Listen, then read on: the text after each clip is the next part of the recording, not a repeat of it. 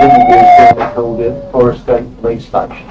I'm Detective Sergeant Robert Sand at the Essex Police Station at the Incident Office at South Wooden Ferret in Essex. Present is a colleague. Private Secretary Chapel Auto Station at South Wooden Police Station in Essex. We're interviewing Billy Jasper. Billy, would you introduce yourself to the tape, please? My name is Jasper. Right, where do you live, Billy? 31 Arlington Road, Customer, London, 86. And your date of birth? 19th, 64. Right. We intend to ask you some questions about information that's come to light today, alright, as a result of speaking to you. Alright. As a result of what we've discussed, I must warn you that you do not have to say anything, but it may harm your defence if you do not mention when questioned something which you later rely on in court. Anything you do say may be given evidence. Do you understand the meaning of the caution? Yeah. Now, we specifically spoke about incidents involving the transportation of drugs and the killing of 3 people in Essex. Alright? Now, there's certain things we believe that you can tell us. But I should point out that while you're in custody, you've got rights. Alright? And I should also tell you that in relation to the transportation of the drugs, mainly cocaine, yes, but, from what you said, it would appear that you may have committed an offence there, namely conspiracy to supply controlled drugs within the Essex and the Metropolitan Police areas. Alright? Now, for that reason, I'm placing you under arrest. Do you understand that? And again, the caution still applies. Alright? That you do not have to say anything, but it may harm your defence if you do not mention when questioned something which you later rely on in court. And anything you say may be given evidence. Do you understand that? Do you also understand that you can have a solicitor present, or if you wanted to, alright? You're shrugging your head, and I take that that's a no. Yes, a no. Alright. And going back to what happened earlier on this afternoon, we're going to that in some detail. I forgot to put the time down. It's make it 8:05 on Monday the 15th of January 1996. But going back to what we spoke about, is it right to say that we went in your company to Essex this afternoon at 3 o'clock? Correct. And what was the purpose of that? To find a place where the killer was dropped and pick that up. Right. What we're talking about is an area in Essex which we went to under your direction. Is it fair to say that from here we went with 2 Metropolitan Police officers in the car? First of all, we went to Upminster under your direction, is that correct? Yeah. And where did you direct us to? Upminster Bridge. Right. And we went to a road just off a station road where there's a cab firm. Is that right? And you indicate the cab firm to us. What was the name of the cab firm? Windmill. Right. Now, what is the reference to windmill cabs? What is the significance of that place? Because the first person I picked up at arms Yeah. had to meet a second person at the cab office to pick up an uncle. Right. So, let's go right back to the beginning. What night are we talking about? What was the date? Well, we believe it to be the 6th of December in the evening. It's the evening we're talking about. Does that sound right to you? I don't know, that's not my name. You picked up somebody from where? The first man. Arms up, Charlie. Who was that? Hit man. Who was it? What was his name?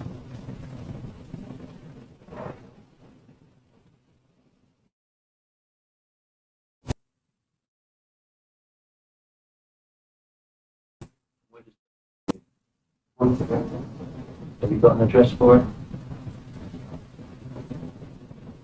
Well known by police. What happened there? Left arm, went to Met him at Palms at what time?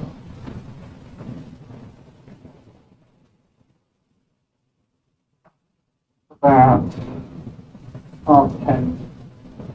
Right. Went to up next to the British Cab office. Met the second fella, Yeah. Who was the second fella? Jesse Gale. Jesse Gale. Called by name by Billy Gale. Right. They walked around the back of the cab office. They come back with an old What colour holdall? black and gold head bag. And went to where I showed you. The lane, yeah. Yeah, Which was at the fourth line down Rectory Lane it was. Yeah. Well, you drove up the end, yeah? What happened? and dropped him off by the gates, farm gates. Yeah. Went down about 20 yards, turned around, come round, pulled back. Wait for it. Wait. What was he wearing? Blue tracksuit and then like a white sort of half neck, over neck thing, Yeah. What footwear did he have? white trainers.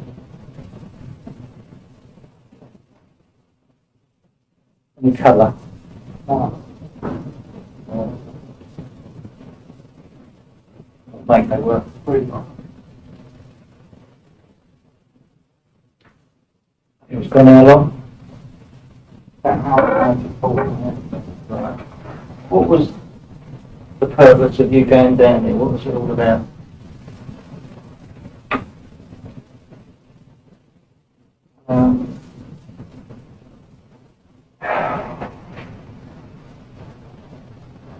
Just because things got a bit further. What did you understand he was going there for? Drug deal.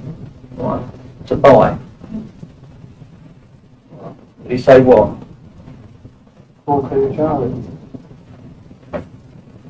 Right. So he goes away. Did he have any, was he carrying anything at the time? Hold on. Yeah, hold on. Did you see a weapon at all? No. Right. So he goes away. He's gone how long?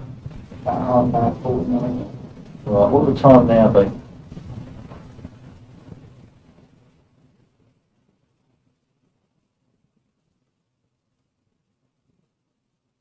Half 1-ish.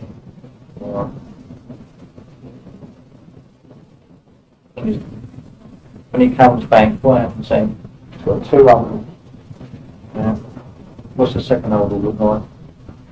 Just like a rucksack thing. They're like that. Yeah. Do you remember what it was like, what colour? What did he say? He got back in the motor and said, let's go. Well, when you came out of that lane, you went to the end of the road. Which way did you go when you was back out on the main road? Right. Right. And then this afternoon you took us left, took us round and roundabout. You have to come back towards Wickford. And where did you go from there? So the south. Whereabouts in South Woodford? Norton's wine bar. What happened there? Got 2 uncles. Alright. Have you seen him since? Yeah. Has anything been discussed between them? No. When I say him, we're talking about, Gunman. yeah, What did you get out of it all then? £5 grand. Did you get that night? No, next time. How much you got there? I thought, What have you done it on? no. The killings that 3 people that were shot. When did you hear about that? The next time. How did you hear about it? I don't know.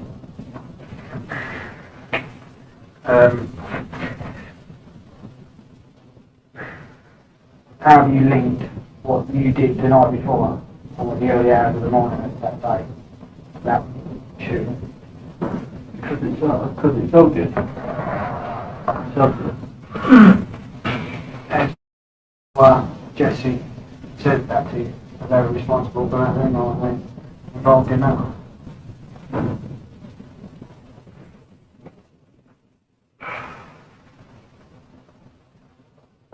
Got back in the car. I picked the mobile up. I phoned Jesse Gal. I said, yeah, sweet, I've got the parcel. The word was, see you at Malton. So you're Molten? Malton. I understand. What? So, what are you doing off there? And what road is it? You know, what's the station approach? Alright. Do you know, number, mobile phone number? Have you got that to hand? Would you be able to get hold of that? Yeah, get on there. Alright. And he made a call as soon as he got in the car with the 2 holdalls. Alright. We'll go right back to the beginning and go through the lot again, yeah, just to make sure we cover everything. How did you first come into contact with Billy Gale first? I've known him years. Oh yeah? What, since school or Since football. since football? Right. What connection in relation to football? You used to go Fine. and football matches. Right. And you're good friends or, yeah? How many years? 10 years. Yeah. When was the last time you saw? A month ago. The after the incident, yeah? And what was the conversation briefly about that? It wasn't like a meeting or anything like that. How did he get in contact with you about this job? He just come around, did he? And what was the context of the job? What did he tell you about? He said, I've got a bit of work for you, £5 grand. Drive someone. Drive them away. Just drive someone somewhere and drive them back. Do you ask him for that? What do you take it to be? Just drag the job again. Yeah, alright. When, Because Gal had a meet with some fellas to do a drug deal. Right. Turned out to be old Bill. They turned out to be old Bill. And he got picked up for it, did he? What connection has that got with this? Have you got any connection? Shooting? No? What about... How long have you known him? 7 years. How did you meet him? Through a fella called Danny Harrison, David Gold. Little crowd we were saying about it. Alright. Where's he's from Woodford, isn't he? We'll be able to get his details from Woodford. Yeah. His name is Gal, yeah? Yeah, no, no. Alright. When was the last time you saw him? After the shooting? No, Not after. You only saw him, the last time really you saw him then would have been the day of the shooting. Have you spoken to him since? On the phone? Not at all, no. In relation, you obviously met Gal, we'll call him Gal rather than Billy, prior to the job taking place. How long before did he ask you to help him? week, like literally a week before, yeah. And then did you that week? No. The first time you the car was when you picked him up. That was it. Right. When did you get all your instructions and that? How was that all done? Where to go and what to do on the initial pickup? Just direction. That was in the car, wasn't it? What about actually going to the park and picking him up? Where did you get those instructions from? About Right, when did he tell you that? the week before. He gave all those instructions then, didn't he? Have you had contact with him over the phone or anything like that? Just to confirm that the job is still going ahead? Run him up and run him? Right, no? The phones get tapped. No? Right then, so the day of the job's come up, yeah? You've gone out to go to your first port call, yeah? You were on your own? Yeah. Right, what were you driving? Bruno Turbo. Whose vehicle was that? It was a Nick car, wasn't it? When did that start? I know someone else supplied the car. Right, so where did you get that car from? Right. Did he drop off to you or did you go and pick it up at a set location or? Went and picked it up. Right, what time? Half 9:00. Right, whereabouts was that? Peacock. Peacock Gym. How new was the car? E-red. Was it? What colour? Slate grey. Right. Oh, okay. Was there keys in it or was it all ready to go sort of job? No like damage to the steering or anything? Right, okay. Did you know the bullet dents in it? No. Oh, yeah, so you picked that up. Did you meet anyone there when you picked the car up? Wait for it, was it? Anyone else? And what, did you pay him for it or anything? Was there any anticipation of keys in that vehicle? They're all little clean. Alright, okay. And this is all arranged through Gal. Gal is yeah? You've got this motor. Go through where you went from there. I know you've already gone through it once, so we can make sure we don't miss nothing. You picked up the car at the gym, yeah? Go from there to your next point where you stop. To the park. You went to the park. Yeah, got the palms about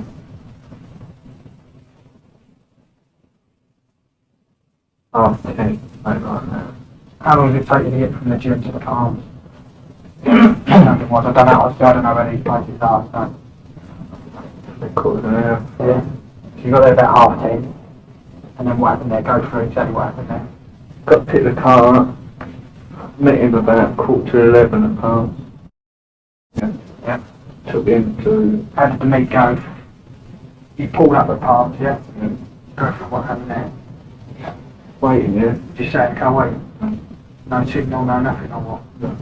Right, Just come out of Palms. Back the bar bit. right, describe it. That's fine.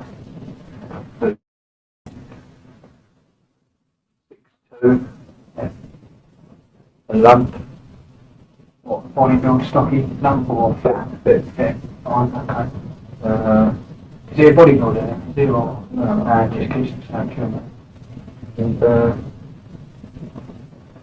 got in the car. Stick with your description, yeah? Is he white blood or black? White blood. What sort of hair has he got? Short hair. Colour? Brown. Short brown hair. Has he got moustache, Right. And he was wearing a... With tracksuit. Is that an all-in-one tracksuit? Shell suit or what? Yeah. What sort of tracksuit was it? Cotton tracks. A cotton tracksuit. Do you know the make of the tracksuit?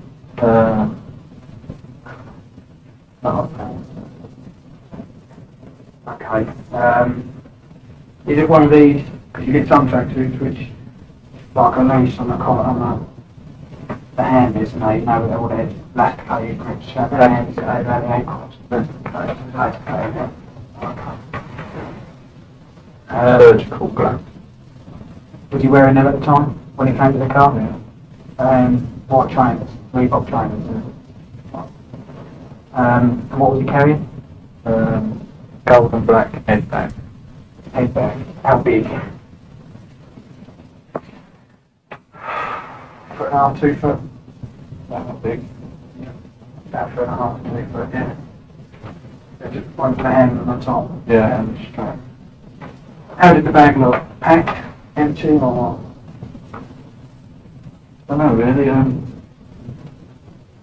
wouldn't say packed. It was like a dead weight in it. Right. Did you see what was in it? Did you ask? What do you think? It's tall. How did you think the tool was in it? Oh, tool you mean firearm weapons, right? Do you think that now, as a result of what happened? Shaking your head, you have to speak up. Do you think that was a firearm as a result of what happened that night? Or did you think at the time that it was a firearm? No, I didn't think at the time it was a It was firearm. only as a result of what happened, and yet at the time, what do you think the issue of that might be about? Didn't think back. No? Oh, okay. Sorry? It might have been manual. Is that usual when you've done these sort of things before, someone comes to the car with the gold on, and then it turns out to be money? Is it or whatever? All good. Alright. So he's come over to the motor. Go for what? Got in the motor. It might started giving me direction. We went up into the bridge. Met Gal. He went round the back with his oldle. So that with Gal. Yeah. They both went off together and left you in the car. Okay. Back with his oldle. Got back in the car. Give a wave to Gal. Right, so sticking with that, get up Minster Bridge. Whereabouts at Minster Bridge? Well, show you. Yeah, I was in the last of the map. By the Yeah, cab side, office. yeah. There's a cab office, yeah. Did they go in that cab office? No, around the side. Around the side. Do you know what's around the side? What conversation with you or Gal then to cover what they were doing there? What to me, what was they doing? Well, did he just say, stop the car here and then left you in the dark whilst he went off? Or did they explain to you that they trusted you? I see, get away with him. Yeah. So what did they say was going to go on round the corner? What did they not want Did to you know? know I've been there? So he did tell you. Alright. And then he comes back, gives him the motor. Alright. Describe Gary to me now. 6 foot, stocky, fair white hair. Turn to white hair. White hair, White hair. blondish white hair. What was he wearing that night? Gal had jeans, slippers, like an anorak. Right, slippers, train. I don't really know if you refer to slippers earlier. Yeah, like a long short coat on like that, down to his knees, but like a multi-coloured thing. Did you speak with Gal? Just to see that. Alright. One thing, how old is Gal, roughly? 40, And what about? 8:30. Right. Motor. And then you drive off. Yeah? And then Gal behind. I'll go through there. No, drive to where we went to. Got a bit lost on the way. Then he started giving directions like he's already been there before. He just pull down there, pull over here, just wait. Alright. We'll go through that route then. Yeah, I know we went down, I think the 127, yeah, 127 we went down. Is that the route that you took, the way that we went down today, and then through Woodford? Is that the route you took to get there? Yeah, but we come back different ways. We came back a different way, yeah. But what's tonight? Start there. When you went there that night, did we go to 127 and No, Woodford? we come the other way. I don't know, did you know which way was that then? Sort of. Through the town, Did you ever go on the 127 then? coming back. Just coming back? Right. So you skipped all that and then went through the town on the way there. And he gave you directions. No. Alright. You eventually turn up at this time. Yeah? Did he leave anything in the vehicle? No. And he goes on. What time is this now? 1:45, 25 miles, something like that. What's his state of dress when he comes back? What's he look like? Maybe. Was he? Did you hear any shots fired or anything like that? Nothing at all.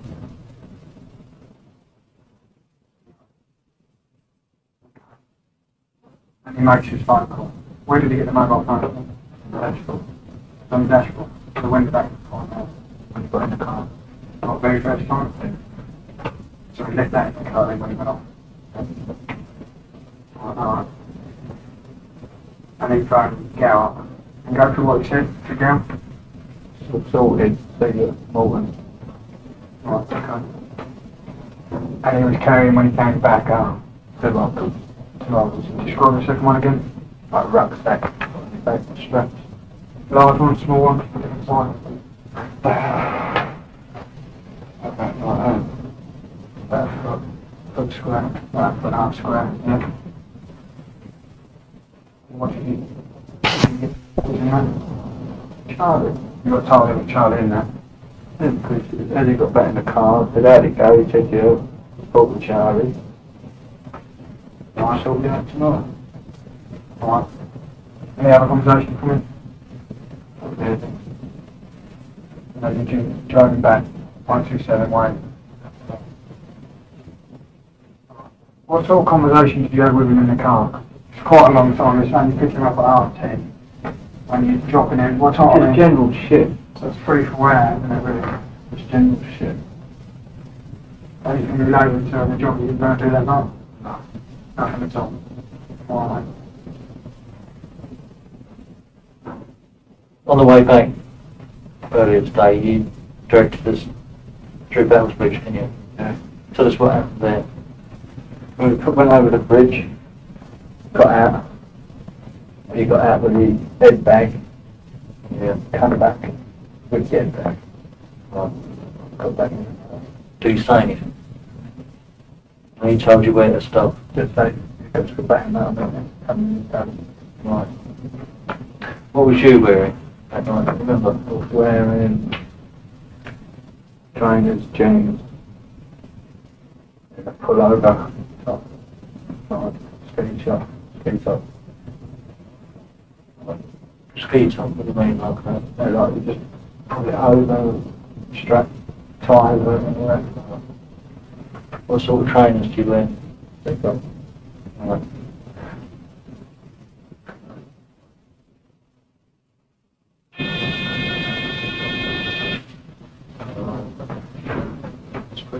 Short time, About half an hour type shit.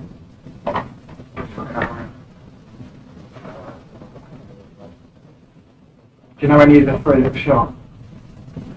I think not. Working on doors and for other people. Well, you know them from that. Or have you met them? Yeah, but I know people that know. Right, okay.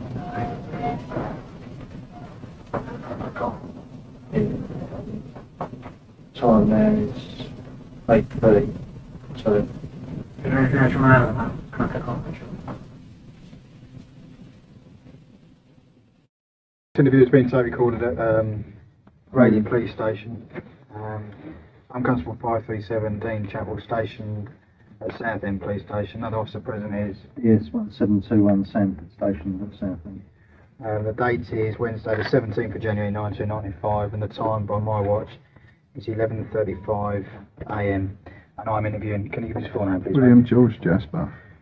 Right, William, before we go ahead with speaking to you, continuing obviously interviews that we've had with you before, some things I have to point out to you.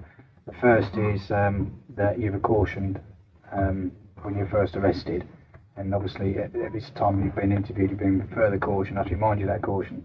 You do not have to say anything unless you wish to do so, but it may harm your defence if you do not mention when questioned something you later rely on in court. Anything you say may be given in evidence. You understand that? Yeah. Right. Secondly, you have the right to free legal advice. You've had that ever since you've been in custody. You've had a conversation with your solicitor again this morning on the phone. Are you quite happy to go ahead with this interview? without him being present? Yeah. Right, any time during the interview or whilst you're in custody you want to speak with him, and just let me, Bob, or anyone else know, and we'll get that arranged for you. Okay.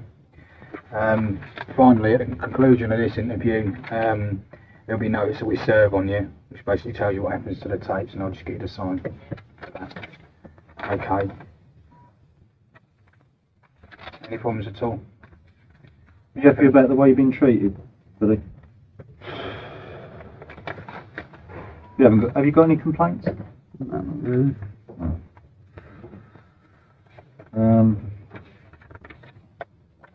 What I'd like to do is just cover what happened yesterday afternoon, because we brought you back down from Stratford, where you were put in detention here as such, and then later in the day we actually spoke to you on tape, or tried to, but there was a bit of a problem with the tapes. Can you just confirm what the problem was with the tapes? Tapes wouldn't work. Yeah. Can you remember what happened? Just kept switching back off. Yeah. Right. And so we sat down and we spoke to you regarding certain things. Mainly our conversation revolved around people associated with a shooting incident where 3 people were charged, yeah? Do you remember? And who was the other bloke you said? Stone, yeah. What I'm getting at is we haven't directly questioned you in relation to why you're here, yeah? Yeah. Do you agree with that? Yeah. Right. And that information that we was talking about, what we was talking about, that shooting, I was given to understand that your knowledge of that was basically that you was in a pub in Canning Town and you came out as a result of somebody saying that somebody had been shot and there was a body in the car or something, and you went out and had a look and there was a body there. That's right. But basically that's like a historical thing that's been investigated by the police and all the rest of it. Yeah. Also, we discussed your knowledge of people in London, or sorry, in the Wood Green area and Canning Town and there, and those people perhaps are related in relation to why you're in custody, and that was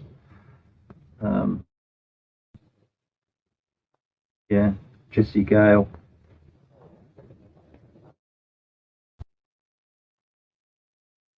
Clark, yeah. And we was trying to get some information regarding their backgrounds, like where they live, telephone numbers and things like that, weren't we? We didn't, although we got some information from that. There was nothing, there wasn't a great deal, was there? It was sort of, wasn't very clear about them. But more importantly, what did happen was, and I see you've got them in your pocket, your notes that you've been preparing. Now that is in relation to the grounds why you're under arrest, isn't it? Yeah. And would I be right in saying that you've been making some notes overnight and early this morning? Right. Now, are you going to show us what the content of that is now? Oh, yeah, been busy. Right, Mr. Jasper's just handed me 1, 2, 3, 12 pages. is it 12, is it?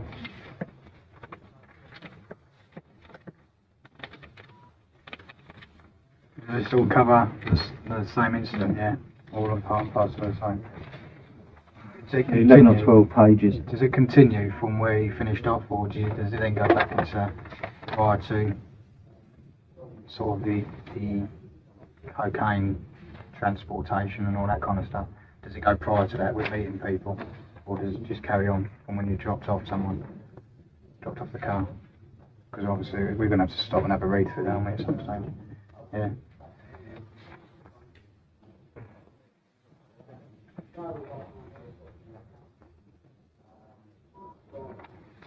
Is that all of it? Is it, or do you reckon you'll need time to write more? That's about as much as you know. Why didn't you number the pages? Might have been a bit helpful. I dropped them, I'm going to be the right muddle, didn't I? It's alright, no problem. Okay, yeah. Well, there's obviously a lot here that we need to read, go through. And it may, obviously there's going to be need for us to read this perhaps before we speak to you again, so I'll put that just aside for a minute. When we took you out the other day, were you happy with where you went? More or less, yeah. Right. Now, I'm going to ask you some other questions. You changed your mind about what happened at Battlesbridge, yeah? And it may become clear in those notes that you've prepared, but in the meantime, before I look at all that, just going to ask you, do you remember when you said that you went over Battlesbridge on the way back from collecting this cocaine, and that the bloke stopped and he walked off somewhere? Now that's changed, hasn't it? Yeah. Because you told us that yesterday, as you were walking up the corridor. Yeah? Is that right? Yeah. Before we got into the interview room. And it's something that we weren't in a position to discuss yesterday because the tapes bloody didn't work, right? But why was that made up? Because I wasn't prepared to lay all my cards on the table. Right. Okay. And in relation to the pub where you waited outside, yeah, that still stands, is that right? Yeah. The scene you took us to, that lane, yeah, are you sure that that is the right spot? 90% sure. Yeah. Why do you think that is the right spot? Garden centre on the corner. Right, okay. And having recognised the garden centre, you knew that there was a lane next to it.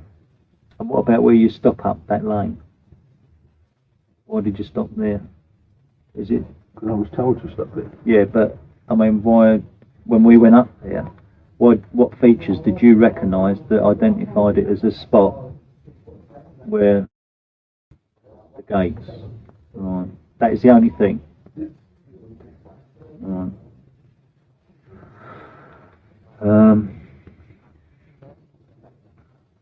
In relation to that, you know when you showed us that site, yeah, those gates, Yeah. and then we drove down a little bit and spun round in that, it's like a farm or something there. Can you recall whether, when you was there, did you actually drive past there? I think I done it. Never went past there with him. You didn't go down that far. You're quite happy with that. Yeah. It was only prior to, it was definitely prior to that farm, or that turning round point, yeah? Right, okay.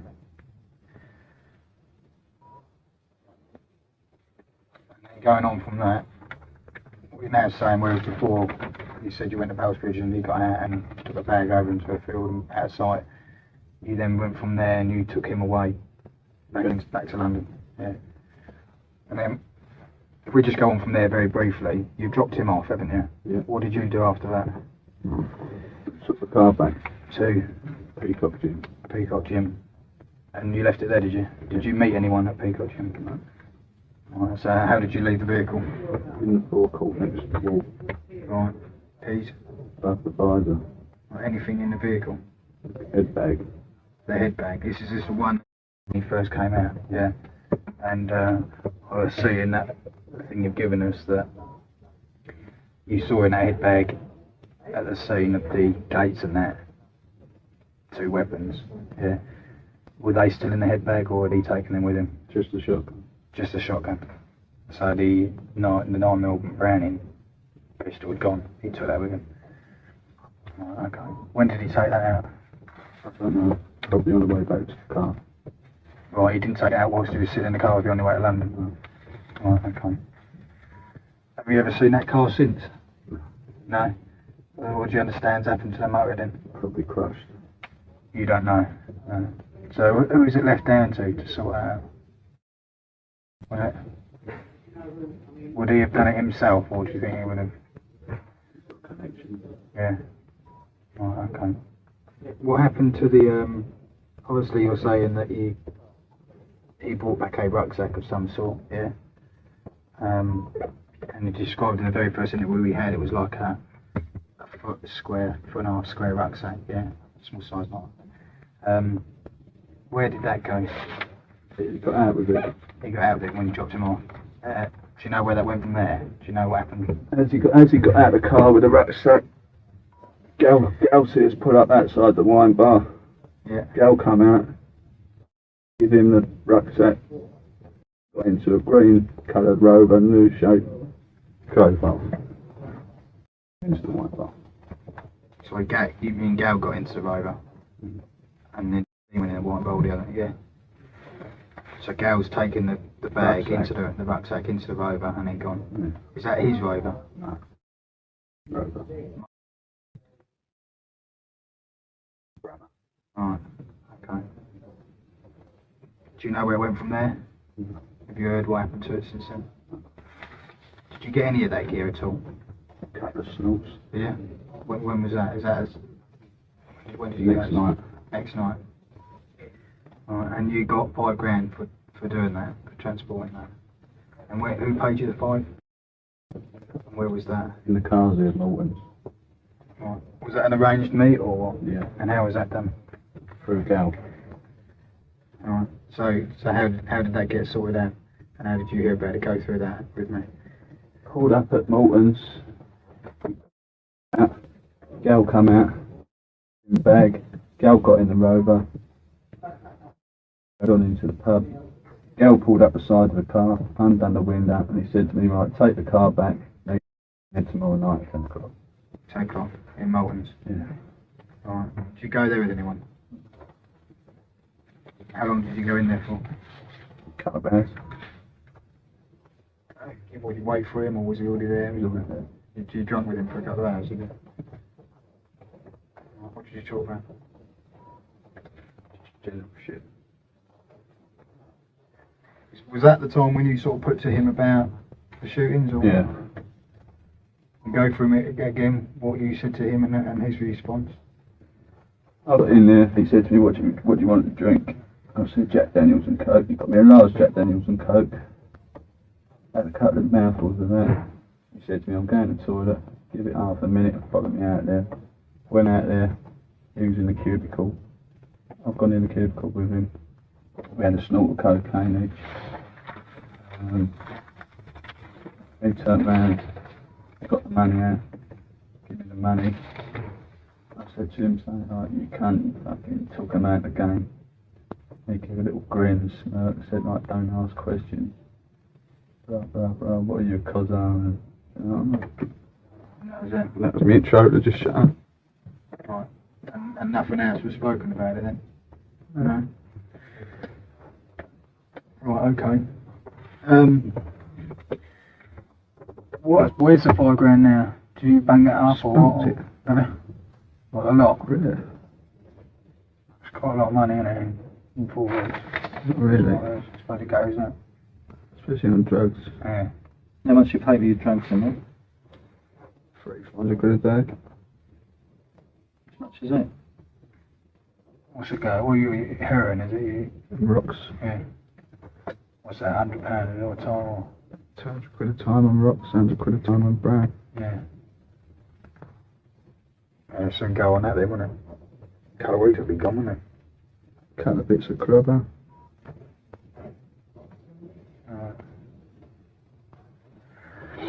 Alright.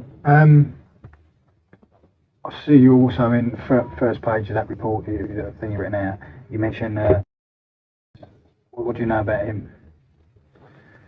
He's a friend. Is he? Yeah, probably, yeah. What else do you know about him? Tournament minder, kickboxer, and all that. Says with one big circle. How long has he been in the game? Ages. Years. Years. Yeah. Is he known by Patsy Clark as well? Oh yeah. They all sort of know, it's all like a web, is it? So you've known Gal for about 10 years? Yeah. And for about 7 or so, yeah. When was it all of this arranged about picking up the gear and everything? That week before. Right, so if we say, you mentioned the 5th, or the actual incidents that we're concerned with are obviously the 6th and 7th, which is a Wednesday, Thursday. So what sort of time, what sort of date would you put? End of November, middle of November? Have you actually got into December? When you think back, and sort of what day of the week it was, what sort of, because I know you had a meeting in a restaurant or something.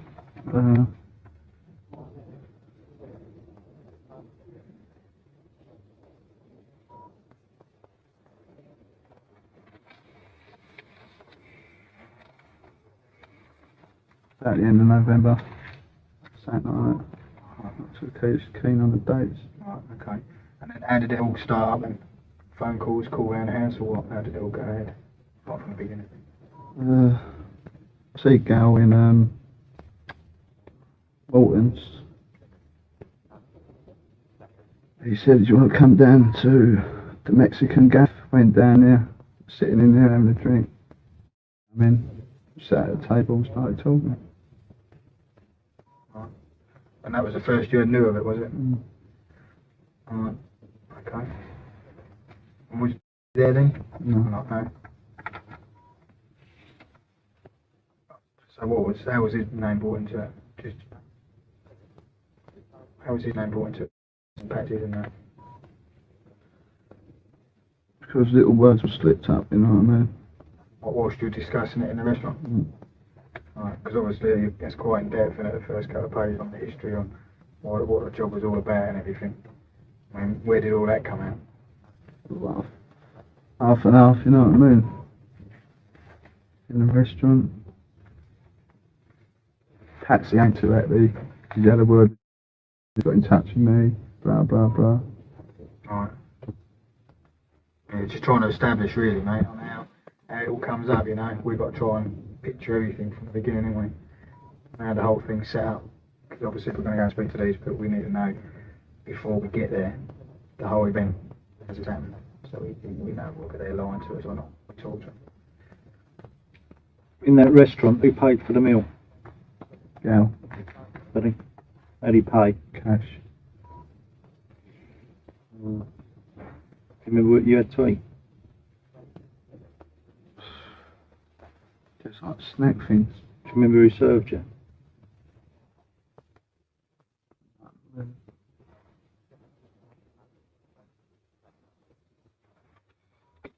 The meeting that took place in the restaurant, where they discussing the fact that they could rob them. Yeah.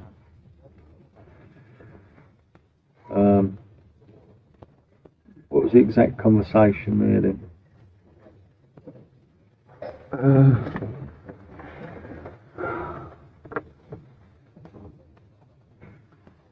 There's a girl, well, why don't we rob them? Gal said there'd probably be too many comebacks. And we'll take them out of the game. What did you mean by that, taking that game? What did you understand that to mean? Put them out their misery. Kill them? Yeah. Gal turned around and said, no, just rob them. And what was your feeling? Well, It wasn't down to you that you was... I mean...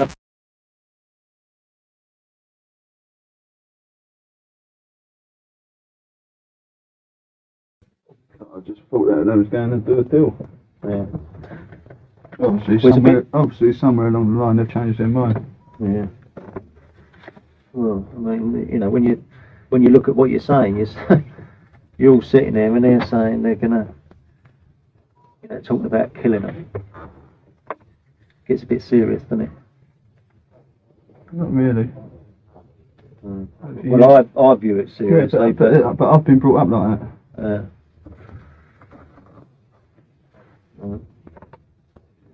But was you, more to the point, I mean, how far were you willing to go if it came to killing them? I wouldn't have gone. If you knew they was going to be killed, you wouldn't have gone. But providing they was going to be robbed, you'd be willing to go. Oh yeah. Right.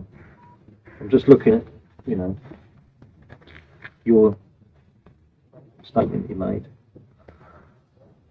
You know, I'm not trying to trip you up, but I mean, all this is going to be of evidential value sooner or later, isn't it? And I just want to get it clear. Because some people might say, well, hang on a minute, it might be you that sort of set it up. You know, that you might be in a bit deeper than what you're saying. You know? You're shaking your head, but, you know, this is where I've got... But even, I mean, is this right, what's in your statement? Because here it says that, you know, there's a dispute over the money, that there's money owed, that they're going to rip them off for the drugs. Yeah? Yeah. And then Gal said, we can rob them. So we can't rob them, as there will be comebacks. So we might as well take them out of the game. And Gal said, let's just rob them. Gal said to me, Bill, do you want to earn five large ones, £5,000 presumably, for driving them? So at that stage, you were still happy that it was going to be A robbery. a robbery. Right.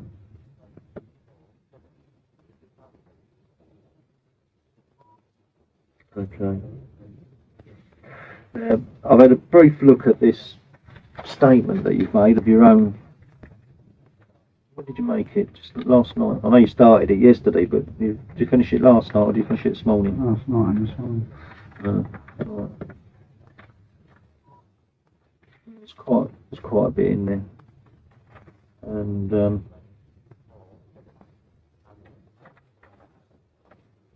they'll become an exhibit later on. But is everything you've said in this true? 100%.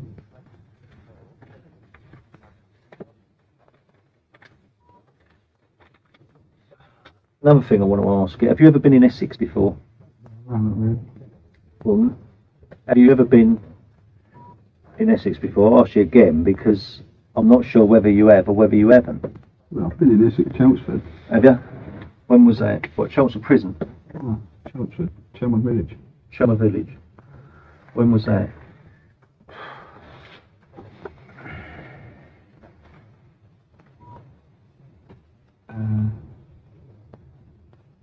Last year sometime. Right. What was that for? Go to a funeral. Was it?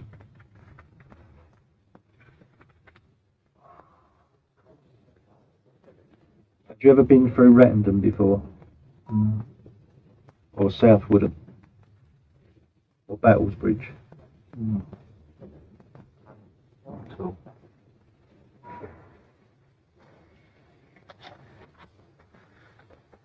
So you're 100% right up front on all this.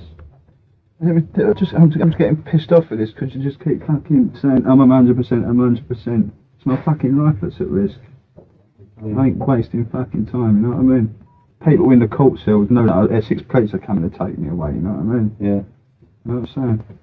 So now I'm going to go back to the fucking prison and say, Jasper was in court, Essex police coming to take Well, I me. know, I mean, let me assure you that your safety is being considered and that things are being discussed today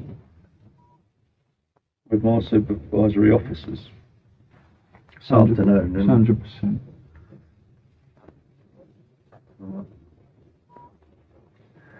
this, we was considering perhaps taking you out, right, just to see if you can go over the route you took and everything, and have another look at that lane, because when we went up there it was thick fog, wasn't it? Just to sort of reassure yourself and reassure us that you've got the right spot. I've got the right spot. But do you agree that when we went up there it was dark and it was foggy? Yeah. And when I went out there before it was fucking dark and misty. Was it? Is it worth us taking you out? just to have a look round. It's up to you. Yeah. I think it might pay just to go up because we've been down there, right? And we've been down there like in daylight, and you get a totally different picture. You know what I mean? That's what I said to you earlier about identifying the gate. Yeah. You know, that's the only thing you're going by. Garden centre, because as we went past the Oh, yeah. garden centre, I said you left here. Yeah, yeah. But there are some like similar sort of roads down there. You know. So I think it might well pay to take him out and just check that out. Anything you want to say? Yeah. It's not that we doubt you or anything like that. We're just trying to sort of, because you sort of, when we were coming down here from I know what you're Stratford, I know what you're trying to do. You're just trying to fucking trick me. That's what you're trying to No, do. we're If you not. don't want it, then we fucking forget No. it. We rip the piece of paper up, and you can go and fucking.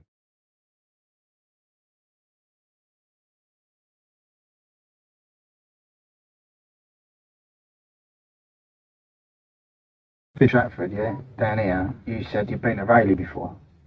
Yeah, because you were sitting in the back of the car and you went, oh, it's down here on the left, and I said, no, it's the right. And you said, no, it's left if you're coming from the other way. Yeah. Yeah.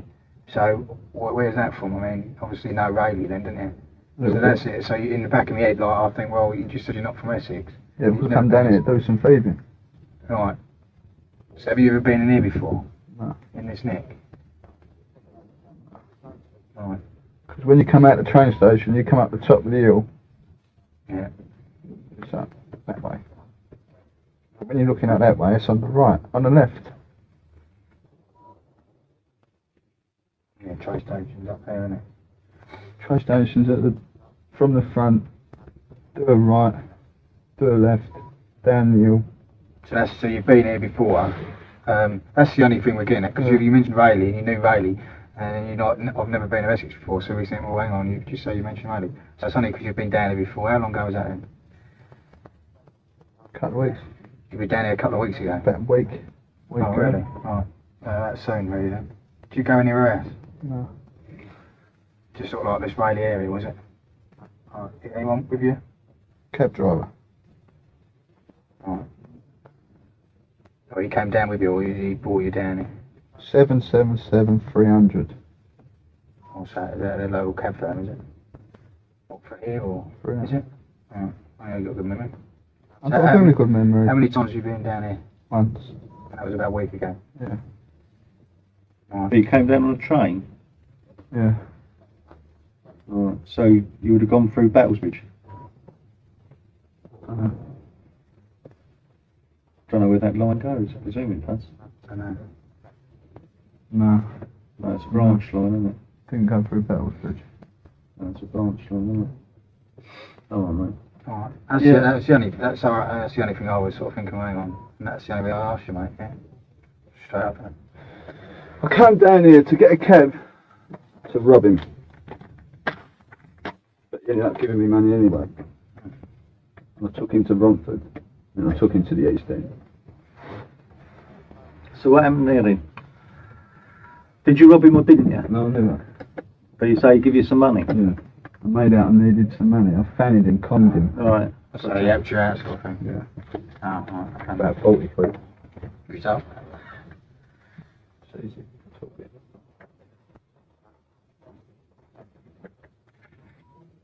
Alright. I think we need to go through this one. Yeah, we'll hold on to that for a minute. You're right, you happy the way you've been treated and everything? I know, I keep saying that, and I know you're getting pissed off because you're turning around and you're saying to us, well look, I'm trying to help you out, but you're treating me like, as though you've done something wrong. You know, as though you was a prisoner in our custody. Well, you are, and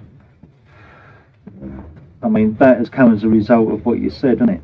But, as I say, really, there's got to be a decision made as to how we're going to treat you, isn't there? And I just hope that you can perhaps bear with us with that.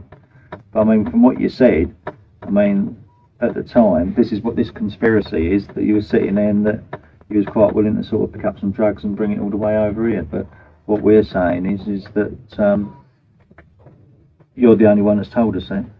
So it could all be made up. No, listen, it could all be made up, or it could all be true, and we've got to bear in mind, and I quite agree, that it's information that you're giving us and that you've come forward. I'm just trying to keep it in perspective, you know. I don't want you sitting down the cells, worrying yourself as to what's going to happen. You know a fair bit about the law, I would imagine, and you know what can be proved and what can't be proved, and all the rest of it, can't you?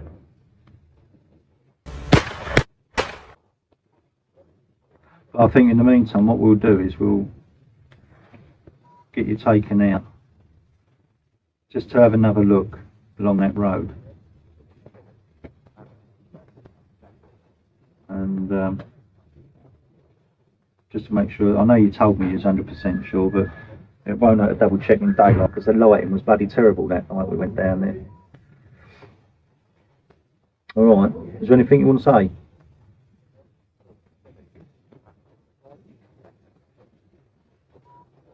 Yeah, might as well not put it on. Yeah. Time is just going up to 9 minutes past 12.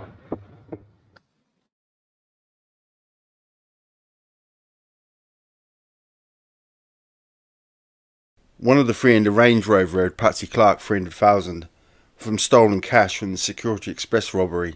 He was with Eld's mate from working on the doors and doing a bit of minding. This cash was to be laid down until Clark got out. When he got out, they said the cash had gone missing. Clark didn't like this, so he asked Witheld to sort something out, as Clark don't like to be fucked. So Witheld had a word with Gale to see what he could sort out.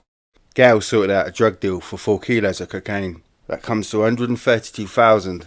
Street value a lot more. Me, Bill and Witheld had a meet at a restaurant in Woodford that they use. Gale said, we can't rob them as there'll be comebacks. So Witheld said, we might as well take them out of the game. Gale said, let's just rob them. Gale said to me, Bill, do you want to earn 5 large ones for doing the driving? I said, yeah. He told me to pick up Witheld on the 5th, I think, of December at the Palms Motel at about 10:30. This I did. Witheld got in the car. He had Reebok trainers on and a tracksuit and a white roll neck jumper. He also had with him a black and gold head sports bag. Then we went to Upminster Bridge to meet Gale. Witheld got out and went round the back of the shops with Bill. About 5 minutes later, Witheld come back with a holdall and he gave me directions to the gate where I showed you yesterday. He got out, but before we went to the gate down the lane, we stopped at a pub car park in Battles for about quarter of an hour. This led us up to about 11:45. We left the pub, or just past the pub, in the same road as the pub. We went down the lane. Witheld got out to have a piss. I looked in the bag that was on the passenger's front floor. In it was a pump 12 gauge and a 14-shot fully auto Browning. Then he went away for about 20 minutes. Then he came back, got the holdall. Then at about 12:45, maybe a bit later, maybe 1, he was gone for about 30 minutes. In the meantime, I went down the lane about 20 yards and turned around. I did not see any houses, as I did when I took the police officers there. I think it was the right gate that Witheld came back over.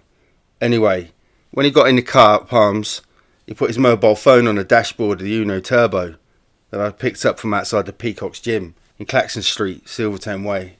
My car was an E-Reg, grey metallic in colour. The door was open and Gale told me that the keys would be above the sun visor, which they was. Also another thing, when Witheld got in at the Palms Motel, I noticed he was wearing surgical gloves, the type they wear in hospitals. I said to him, mind you don't put your dabs on anything, meaning fingerprints. His reply was, I don't intend to. When he told me to go to Upminster Bridge, I said, where the fuck is that? He showed me the way. The Peacock's gym belongs to Patsy Clark's #1 soldier, i.e. Witheld. He's all arranged the killing of a car showroom owner by the name of Tony Whitehead, who also fucked Clark for cash. They was to go and take some of his high performance cars, but Whitehead was there, so they took him as well. One thing led to another, and he had to be killed. Anyway, enough of that. Getting back to the late hours of the 5th and the early hours of the 6th, Tuesday and Wednesday morning. When we was driving in the Uno Turbo, we were talking about the good old days in Tenerife, when me and Witheld's mate used to sell speed out there. When we were driving, Witheld got a wrapper cover out about a gram of cocaine, worth about £50 if he was to buy it on the street. He gave me a snort, and he had a snort, and he put it back in his tracksuit top pocket. As I said, when he got out down the lane to have a piss, I looked in the bag on the floor. As I said before, there was a sawn-off pump-action shotgun, about 18 inches long.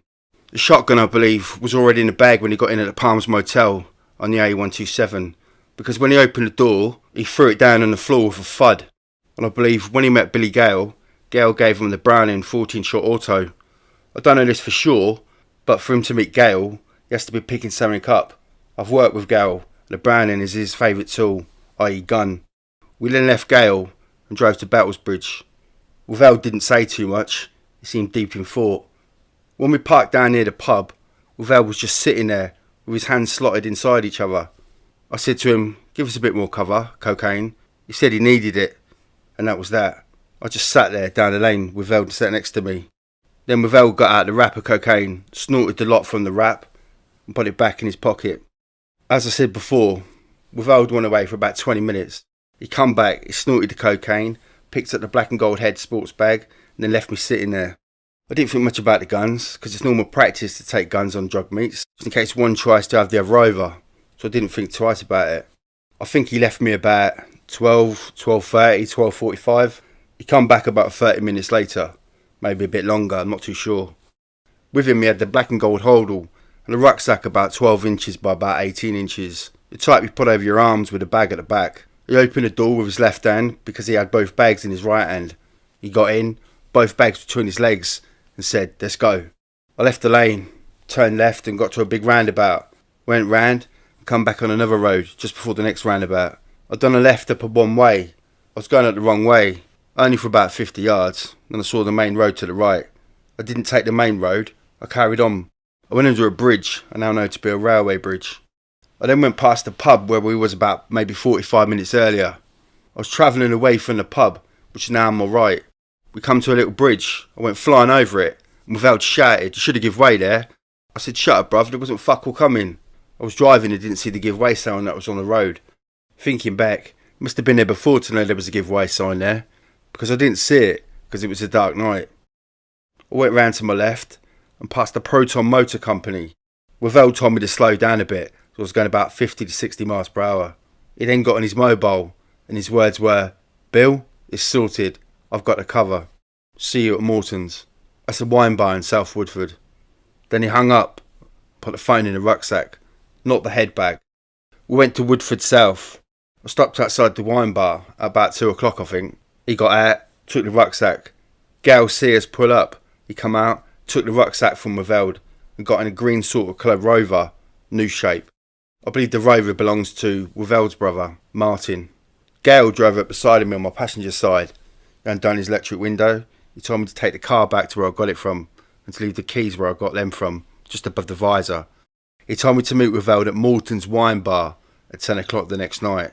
I took the car back to the Peacock's gym, and I left it just inside the forecourt, next to a brick wall. I went out the next day. I didn't hear about the killings until early evening. I was on my toes all evening, i.e. looking over my back. I went to meet Wavell at the wine bar, got there about 9:45. He was there already. He got me a large Jack Daniels and Coke, told me to meet him in the toilet, give it half a minute, then follow him into the toilet cubicle. We had a snort of cocaine, then he pulled out a chunk of money and gave it to me. As he gave it to me, I said to him, "You cunt, you took him out of the game last night." He then looked at me with a smirky grin and said, "What are you, a cozzer?" i.e. policeman, asking questions. That meant don't ask questions, so I left it at that. When I took the car back, the head bag was still inside the car. The shotgun was still in it, but the handgun was gone. Must have been put in the rucksack with the cocaine and phone. In the last 2 weeks, I've been getting feedback from people saying Gale is going around saying I'm a grass. If certain people believe him, I'll end up dead, and the winter's out of the way. So I got in touch with the police, and I'm making this statement of my own free will. I'm going to attend court and back this up. A police officer hasn't put any of these words into my head. I've written this statement of my own free will, and will back it up in court. William Jasper, Tuesday, January the 16th, 1996. I must add to this statement that I did not know there was going to be 3 killings. I was there just to help a pal pick up some cocaine, namely 4 kilos of white powder, and drive him back. I'm not silly, and I knew Wavell done the killings because he was the only one that was there that night, and I stayed in the car. I believe the car was put into a crusher, but I don't know what happened to the black and gold head bag with the shotgun in. So when Dean got out of the car to give Gail the rucksack, he was still wearing his surgical gloves. But as he was walking towards the wine bar, he took them off and put them in his tracksuit bottoms. Then a split second later, Gail pulled up beside the Uno Turbo that I was in and told me what to do with the car. I believe they would try and get rid of me, i.e. kill me, because I know too much. So I feel it's in my best interest to help the police. When news gets out that I'm in Essex police custody, the shit will hit the fan. Because we are talking about people that will shoot someone and think nothing of it. So I feel this is the best thing to do, i.e. give evidence against them. Not to save myself from prison, but to save my own life. William Jasper. Date of birth, the 19th of the 3rd, 64. Wednesday, January the 17th, 1996. I must add to the statement that a police officer has not put any words into my head. They've not told me to say anything in this 12-page statement and have treated me fair. I, William George Jasper, have made this statement of my own free will. Wednesday the 17th of January, 1996.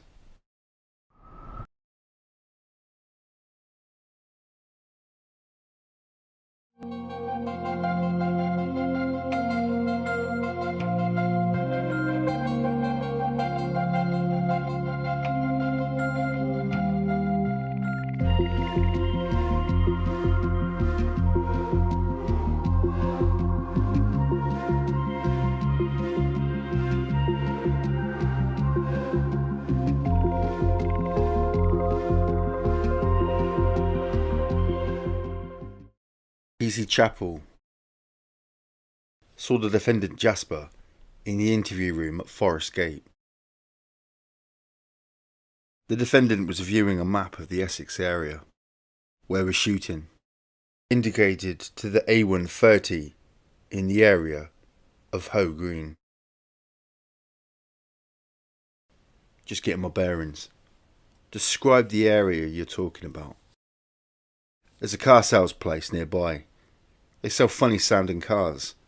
There's also a rail station and a bridge. What can you give us then? I took someone up there in a motor. They picked up 4 kilo of cocaine. Anything else? Yeah, the geezer dropped something in a river on the way back. Where did you pick up the bloke? Woodford area. We went on to ask why he wanted to give information. He replied, I've heard I might be next. A lot of people pass information which turns out to be rubbish. So we need something from you, more definite. Does the name Gail mean anything then? No, not that I'm aware of. Then you must be barking up the wrong tree. What do you want out of this? These are some serious people. This is serious shit. I'll stand up in court and point them out to you. But I want looking after. Tell us everything you know, and we can decide where to go from there. I can take you out to where I dropped him off. Arrangements were made to drive Jasper into the Essex Police District in order for him to identify the location in question. At 3:10, we left Forest Gate Police Station, myself and Jasper. PC Chapel followed in another vehicle. Having left the police station, Jasper directed us to the Palms Motel on the A127 at the Hainer area. As we drove past, he said, that's where I picked him up. As we approached the slip road for Upminster and Cranham, the defendant said, off here. We went off at the slip road and drove in the general direction of Upminster town centre. At Corbett Tye Road, he directed us to turn into it. We continued along this road, where he said, there's a cab firm up here, but I dropped in to go and see someone. He identified the premises at Windmill Cars. He said he walked up the side and collected something. What time was this? 11:30. Jasper requested we go back the way we had come. Where to now? Bellaricky. We then retraced our route back on the A127. Having continued along the A127, he directed us to turn off at the Netherden to Wickford. We drove out to the Rettendon Turnpike at his direction. Which way now? As we passed the Battle Bridge turning, he said, should have gone there. We continued A130 until the next turning on the left. We drove off there into Battle Bridge. As we approached the bridge, he said, there's a give way sign the other side, and the garage is just round the bend. At his direction, we drove back to the Rettendon Turnpike. There I said, which way? Up there, indicating north on the A130. We continued on the A130 through Rettendon down past the Hanningfield crossroads. He said, I remember the crossroads. We continued to the petrol station by the Plough Public House. He requested that we go back. As we drove alongside the A130 before the Hanningfield crossroads, he said, that farm must be round here. I said, in the area, yes, but I'm not telling where. We continued to Rettendon, where we turned into the Woodham Road at his direction. We continued along this road until he said, that's it back there on the left. He just passed a junction road called Rectory Lane. So we turned round and came back. He directed us up the lane until we reached a metal gate that led us to a field. He said, that's it. This is where I dropped him off. What did you do? I turned the motor around, came back and waited for him. What's at the end of the lane? I don't know. What was you driving? Fiat Uno Turbo. What was this man wearing? Blue tracksuit, trainers and a white roll neck top. Are you sure this is the spot? Yes. Which way did you go back? Back to the end of the road, then left to a roundabout. We then drove at his direction to the roundabout by South Woodham Ferris, where we turned round and took the new Woodham Road back to Rettendon. As we approached the turnpike roundabout, he said, I drove up there the wrong way on the way back. He was indicating to the one-way road from Battlesbridge. Where now? Battlesbridge. You said the man dropped something in the river. Where was that? Go through Battlesbridge. As we approached Watery Lane, he said, off here. We drove along Watery Lane for about a quarter of a mile. He requested we stop at a bend in the road where there was a stile into a field. He went over there with it. He was gone about 8 to 10 minutes. We then drove back to Forest Gate.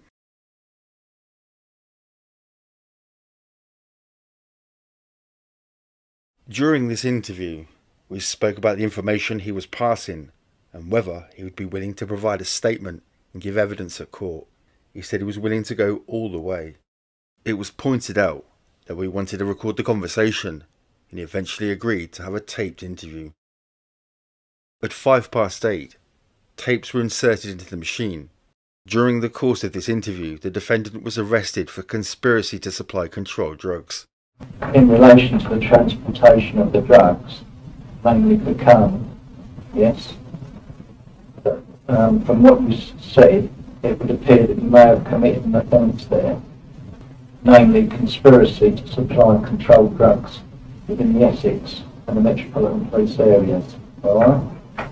For that reason, I'm placing you under arrest. Do you understand that?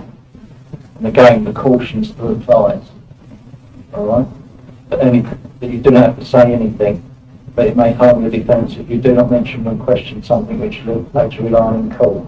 And anything you say may be given evidence. Do you understand that? The interview concluded at 20:30. At the conclusion of the interview, he wanted to know what action would be taken with him, whether he would be treated as a witness or not. He was advised we would seek advice on the matter. He was returned to the custody sergeant.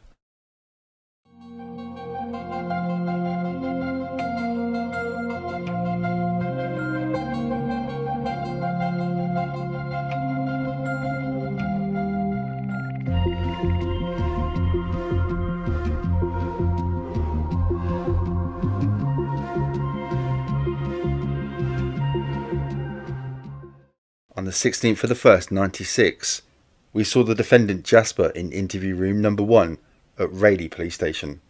Prior to commencement of interview, we were interrupted by Custody Sergeant Gammon, solicitor, on phone for Jasper.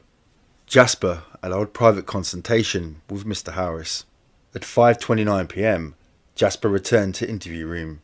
5:32 p.m, again interrupted as Mr. Harris phoned again to speak to Jasper. Jasper left the interview room to speak to Mr. Harris.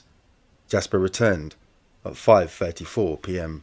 At 17:37, tapes were placed in machine. After 1.5 minutes after introduction, machine was playing up because faulty. Tape stopped as loud buzzing and continuous.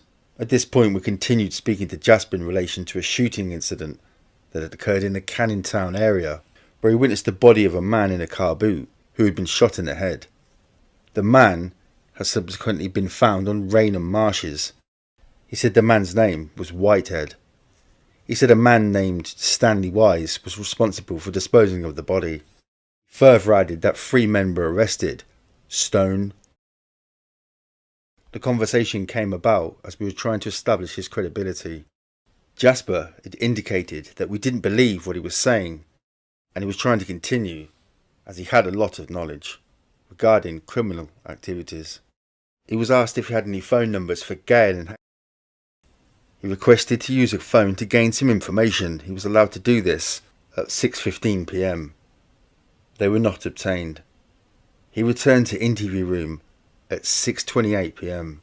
During this period, Jasper requested what was going to happen to him regarding his information and whether he would be looked after.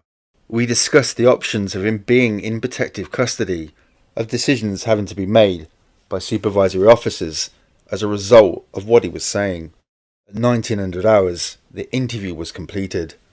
Chinese meal was supplied. £5.60. 18:30. Off duty.